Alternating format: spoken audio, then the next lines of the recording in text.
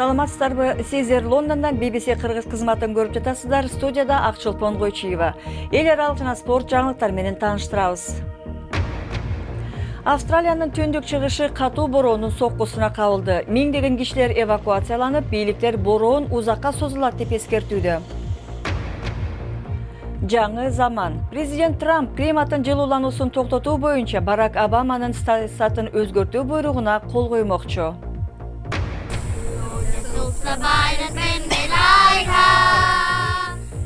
Жаңы шык, жаңы үмүт. Таиландда көзү көрбөгөн балдарга аспап алып берип оркестр түзүшкөн. Австралиянын түндүк чыгыш жээгине катуу бороон тийди. Тынбай жааган жамгыр менен шамалдын айынан электр линиялары үзүлүп, турак жайлар кыйроого учураган. Деби деп аталган циклон Квинсленд штатында Бовен менен Эрли Бич шаарларына тийип, бул жакта ылдамдыгы саатына 263 километрге жеткен шамал болду. Бир аз күчү басаңдаган бороон ички аймактарды карай жылууда. Катуу ылдамдыкта жүргөн бороон эми Квинсленд штатындагы Эрли Бич шаарына жетти. Шаарда көчөлөрдү суу каптап, турак жайлар жана суу жээгиндеги имараттар кыйрады. Жолду буу чоң дарактар кулап, үйлөрдүн чатырлары жулунду. Электр ызымдары үзүлүп, кооптуу абал жаралды.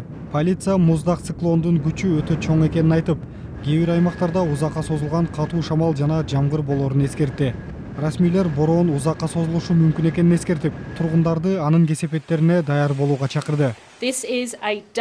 Бул өтө кооптуу циклон. Адамдар үйлөрүнөн чыкпашы керек. Сыртка чыкпашыңарды суранабыз. Бороон көп аймактарга тарап, көпкө созулгандан улам турак жайларга коркунуч туудуруп, суу ташкындар болуп кетүү коркунучун жаратууда. Өтө кооптуу саналган төмөнкү аймактан 30 000 тургун чыгарылып кетти. Бул Австралиядагы соңку 40 жылдагы эң чоң эвакуация. Бороон көп кыйроолорду алып келгенине карабай, фермерлер кургакчылык каптаган аймакка пайдасы тиет деген үмүттө. Алар Австралиянын ички аймактарында жамгыр жааса деп күтүшөт. Бүгүн кечиректе президент Трамп глобалдык климаттын жылууланышын токтотуу боюнча Обаманын администрациясы кабыл алган пландын орчундуу бөлүктөрүн токтотуу боюнча буйрукка кол коет. Бул жашыл мыйзам экономиканы кыстайт, андыктан аны алып салабыз деп убада берген эле президент Трамп. Мындан тышкары шайлоо өнөктүгү учурундагы Трамптын дагы бир чоң убадасы өлкөнүн инфраструктурасын оңдоо болчу. Бул кыйда эле татаал маселе дейт эксперттер. Кезектеги баяндама ушул тууралуу. Дүйнөдөгү эң бай мамлекетте курулган эң ири дамба мурункудай сыймыкка батырбай калды. Өткөн айдагы нөшөрлөгөн жамгырдан анын каналдары бузула баштады. Калифорниянын 200 000 тургуну качууга мажбур болду. Эми суунун деңгээли түшүп, канчалык зыян болгону көрүнүүдө. Оровилл дамбасынын абалы инфраструктурага ондогон жылдар бою аз каражат жумшалса эмне болоорун көрсөтүп турат. Америкадагы 2000ден ашуун дамба эскирген жана кооптуу абалда экени белгиленген. Өткөн кылымда АКШ 2 ири курулушту ишке ашырган. 1930-жылдары Рузвельттин учурунда миллиондогон америкалыктар Хадсон дарыясынын түбүндө Линкольн туннелин курууга аралашкан. Ал эми 50-60 жылдары штаттар аралык кан жол системасы курулган.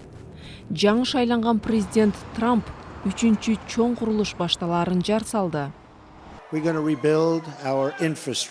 инфраструктурабызды кайра курабыз. Ал дүйнөдөгү эң мыктысы болот.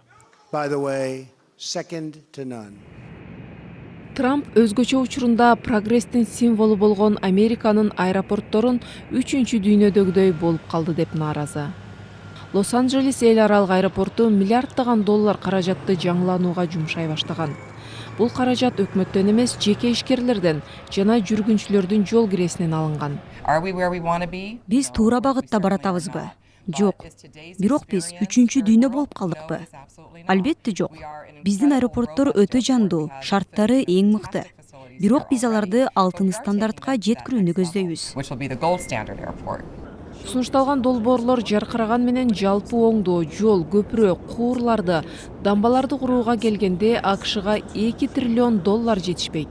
Демек маселе Американы кайра улуу державага айлантуу эмес, аны ыдыроодон сактап калууда жатат окшойт. Сиздер BBC-ден эл аралык жаңылыктарды көрүп жатасыздар. Программабызды улантабыз.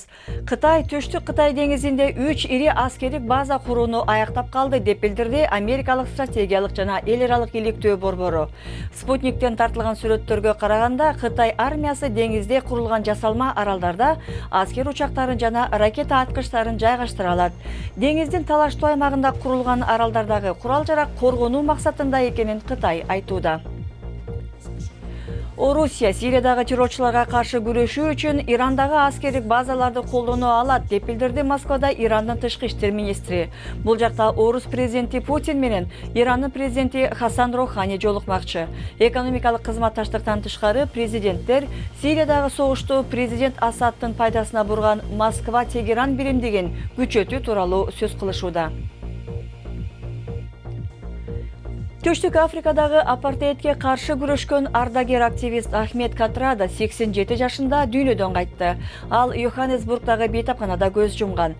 Ахмед Катрада Нельсон Манделанын жакын өнөктөрүнөн болуп, ал дагы 26 жыл Робен аралында абакта отурган. Жакында Катрада Африка улуттук конгрессинин лидерин сындап, президент Зуманы бийликтен кетүүгө үндөгөн эле. Таиландда көзү көрбөгөн балдардан түзүлгөн оркестр концерт берди. Бул балдарга музыкалык аспаптарды сатып берүү үчүн коомчулук өкүлдөрү каражат чогултушкан. Мындай балдарга музыка чертүү сыяктуу өнөр үйрөтүүнү көздөгөн долбоорлор көп эмес. BBC-нин кабарчылары улуттук паркта болгон бул концертти көрүп келишти.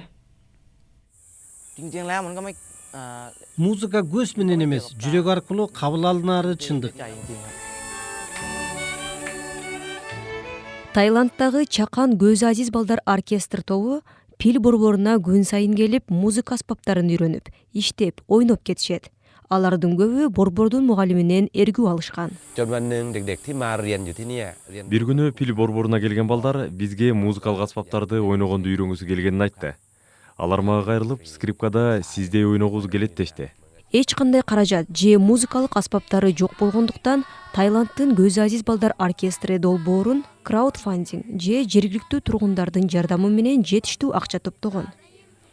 Таиланддын булуң бурчунан каражат жөнөтүлүп, 40 балага музыкалык аспап алынган. Оркестрдин эң башкы максаты майып адам экенине карабай, ар бир адамга бирдей мүмкүнчүлүктү түзүү маанилүү экенин элге жеткирүү.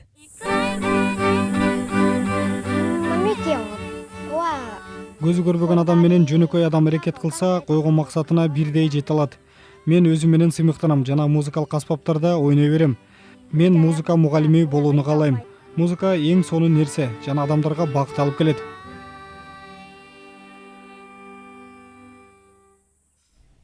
Берүүбүздү улантабыз. Эл аралык футбол ассоциациясы аргентиналык чабуулчу Лионел Мессиге өз өлкөсүнүн курамасында 4 оюнга катышууга тыюу салды. Тыюу дүйнөлүк чемпионатка жолдомо алуу үчүн бүгүнкү Боливия менен оюндан башталат. Мессиге $10.000 айып дагы тагылды. Бул жаза ага Аргентина 1-0 менен Чилини уткан оюн учурунда жардамчы судьяга орой мамиле кылганы үчүн берилди. Ал эми 2018 жылкы дүйнөлүк чемпионатка жолдомо алуу таймаштары бүгүн дагы уланууда. Бүгүнкүгө чейин Австралия 2-0 менен Бириккен Араб Эмираттарын утту, Жапония 4-0 менен Таиландты жеңип алды. Өткөн аптада Өзбекстанды утуп алган Сирия бул жолу Түштүк Кореядан 1-0 болуп жеңилип калды. Ал эми Кытайдын Суперлигасындагы Шанхай Шенхуа клубунун Хонкудагы стадиону өрттөн жабыркады. Мамлекеттик маалымат агенттиги билдиргендей, өрт стадиону сыртын гана бузуп, көрүүчүлөр жака жана талаага тийген эмес. Себептери иликтенүүдө. Клуб өткөн жылы Манчестер Ситиден Карлос Тевезди өткөрүп алган. Жаңылыктардын соңунда сиздерге бир кадрларды көрсөтөлү, аларды карап туруп эле баш ооруп калышы мүмкүн. Боснияда 16 жаштагы өспүрүм башы менен 111 курулуш блогун сындырды. Аны топтошкон эл кубаттап турду. Бул талапты аткарууга болгону 35 секунд гана кеткен. Үйдөн жасап көрөйүн дебеңиздер, BBC-ден көрдүк деп. Берүүбүздү ушуну менен жыйынтыктайбыз. Алып барган Акчулпон Койчиева. Саламатта болуңуздар.